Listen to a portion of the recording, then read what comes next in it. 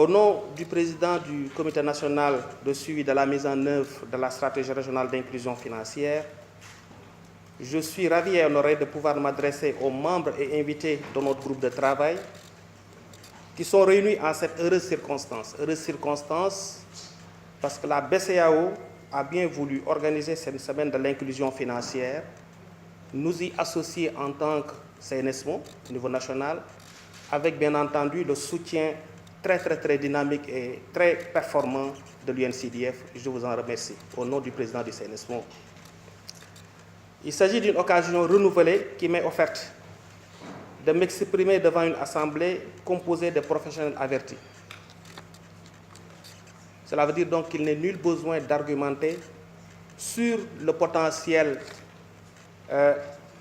porté par la digitalisation, notamment en matière de renforcement de l'inclusion financière dans nos pays. Aussi voudrais-je plutôt m'intéresser à l'exigence d'exploiter efficacement ce potentiel sur la base d'options politiques clairement affichées et d'un environnement réglementaire incitatif. Le directeur national nous a donné des assurances tout à l'heure. Nous le croyons parce que des pas importants quand même ont été franchis. Un cadre réglementaire incitatif permettant ainsi d'asseoir un cadre d'exercice encourageant et qui permet l'innovation et promeut la diversification et l'adaptation progressive de l'offre de services financiers. Je voudrais rappeler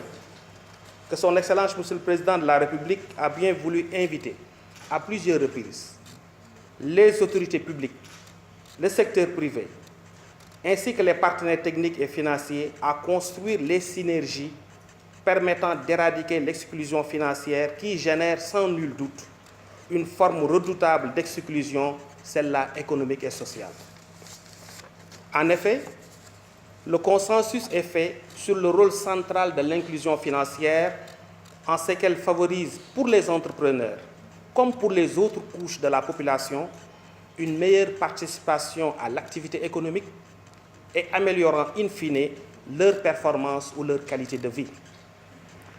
Sous ce rapport, les innovations technologiques offrent des opportunités importantes pour le développement des services financiers dont l'expansion bien ciblée et bien calibrée ne serait obérée ni par l'accessibilité physique, ni par le coût élevé des transactions, et encore moins par des procédures administratives contraignantes. Aussi, la mise en œuvre de modèles d'affaires inclusifs, véhiculés par une offre pertinente de services financiers digitaux, ouvre-t-il la perspective d'augmenter la productivité et la compétitivité, donc de renforcer les efforts consentis en vue de pérenniser le cadre de croissance durable et partagé que nous voulons nous tous construire. Toutefois, les résultats escomptés ne seront atteints que si l'ensemble des acteurs de l'écosystème comprennent les besoins des clients et développent en conséquence des services attrayants offerts à travers des canaux accessibles et fiables. Mesdames et messieurs, assurément, les structures étatiques sont engagées avec vous dans la mise en cohérence des projets à l'effet de favoriser l'adoption et la mise en œuvre d'actions concrètes consacrant l'option politique de la digitalisation déjà des versements et des encaissements publics en cours, créant ainsi une niche que le secteur privé pourrait élargir progressivement. Il convient également de mettre en œuvre un cadre réglementaire promouvant la digitalisation, bien sûr sans compromettre les exigences de stabilité financière et de protection des consommateurs, en exhortant les autorités réglementaires et de régulation à s'inscrire vers une approche sandbox, facilitant la mise en place d'un environnement attractif et concurrentiel, mais également fondé sur l'appréciation des avantages au-delà de l'évaluation proportionnelle des risques. Aussi s'agit-il de consolider le dialogue public-privé à l'effet de créer ou de renforcer l'infrastructure technique et de susciter les innovations permettant ainsi de favoriser l'élargissement de la gamme de services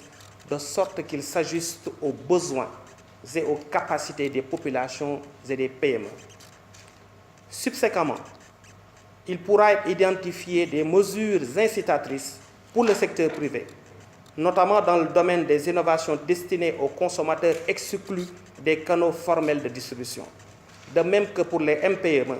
en vue de faciliter l'appropriation harmonieuse des solutions financières numériques dans un cadre marqué par la transparence et la traçabilité.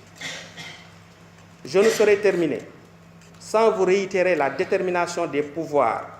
publics à asseoir un écosystème performant au sein duquel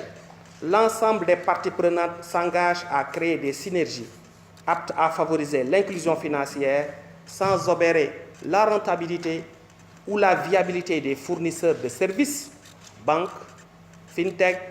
institutions de microfinance et autres acteurs, tout en renforçant la stabilité financière